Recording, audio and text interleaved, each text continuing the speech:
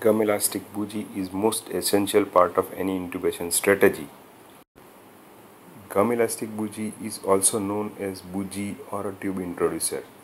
Essentially, gum elastic bougie is a misnomer as it is neither sticky or elastic. It was originally produced by Portex company and it was named Aspen Stillet. The most important feature of bougie is flexibility with shape retention capacity. Original bougie was solid made up of beige color resin covering fiberglass core. Outer diameter was 5 mm, 5 mm, length was 60 cm and distal tip was bent at an angle of 38 degree called a coude tip. Indian version of bougie is made up of PVC material. The length is of 65 cm and outer diameter is 4 mm. Tip bends at an angle. Newer version of bougies are called tube introducer. They are hollow with stillet which gives shape and stability for intubation.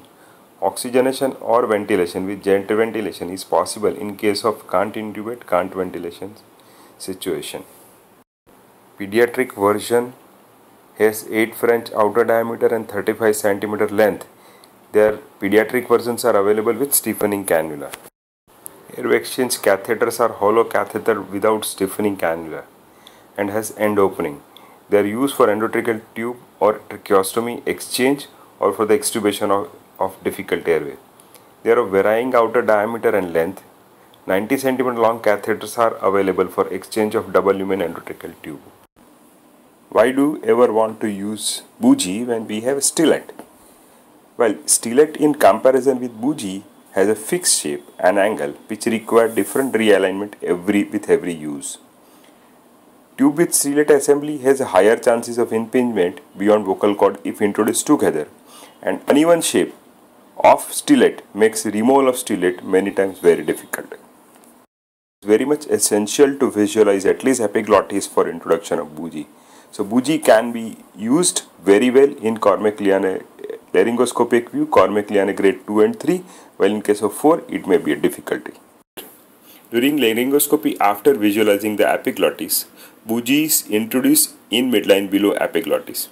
Its intratracheal entry can be confirmed by either feeling of clicks as you enter in trachea because of bougie tip bouncing over the tracheal ring.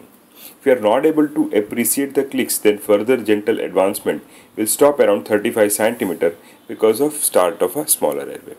It is very much essential to remain gentle to avoid trauma or perforation of the airway during entire procedure. Use of any type of force is not necessary at all. Technique of intubation with bougie can be done with or without assistance. In case of 2% technique, bougie can be introduced in trachea first and then assistant railroad the endotracheal tube over bougie from its distal end. If proper assistance is not available, pre-mounted tube over bougie can be introduced in oral cavity. One of such method is called kiwi. With use of conventional endotracheal tube, impingement can occur at laryngeal opening because of difference between outer diameter of bougie and inner diameter of endotracheal tube, which creates a step. To overcome this impingement, conventional endotracheal tube can be rotated 90 degree counterclockwise. With use of intubating LMA tube or a Parker Flexi tip tube, impingements can be avoided and rotation may not be necessary. Now we will observe the proper technique of intubation with the help of bougie. I am showing 2% technique here. During laryngoscopy after visualizing the epiglottis, bougie is introduced in midline below epiglottis.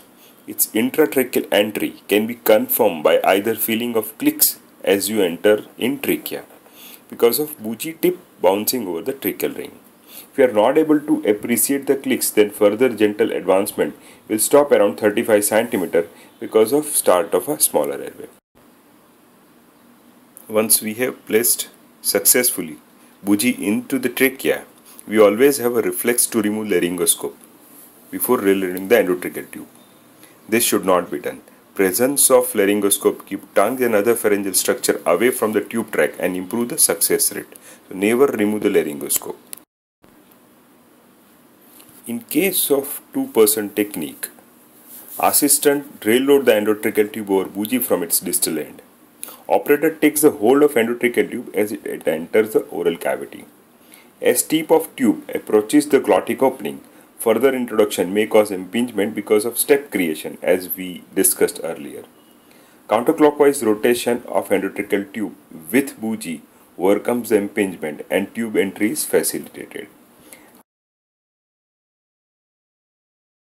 After adequate length of tube entry beyond glottic opening, bougie is removed from distal end while holding the endotracheal tube.